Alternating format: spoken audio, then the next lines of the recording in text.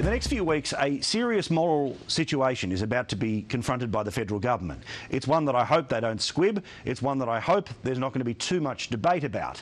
But something makes me feel that we're in for a rocky next few weeks. In the next 6 weeks, a decision will be made about whether or not the people that have helped us in Afghanistan will live or die.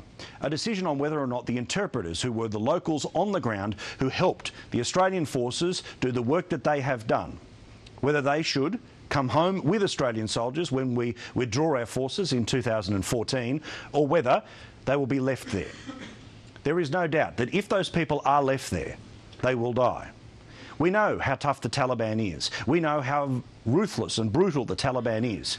Can you imagine what the Taliban would do going from door to door, village to village, trying to work out who helped the bad guys being us in their mind?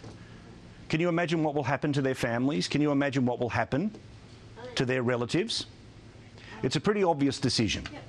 As the Chief of the Army said about people who helped us in Iraq, the locals who helped us in Iraq, that they should come back, that they must come back.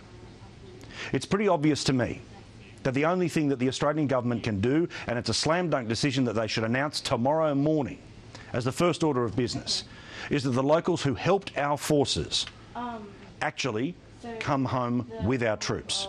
We need to make sure that the right thing happens here, because there has already been way too much blood that has been shed in that country. Also, it's the decent thing to do. And what a powerful message to send the next time that Australian troops are sent into a place like Afghanistan. The reason that you help is not to sell out your community, not for 50 pieces of silver, but for a chance at a better life. For a chance to leave the hellhole that we needed to go and so many Australian soldiers have died in. The reason to help Australian troops is because there's a chance that you, and yes, maybe even your family, can have a better life.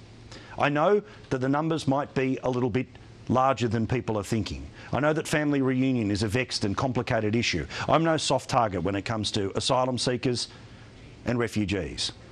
But I definitely believe that we have a moral obligation to save the lives of people who potentially might have been saving the lives of Australian soldiers. Imagine if we got misinformation from the locals knowing that they had to start showing their loyalty to the people who will eventually be in charge of that country rather than the people who are trying to protect the good guys at the moment.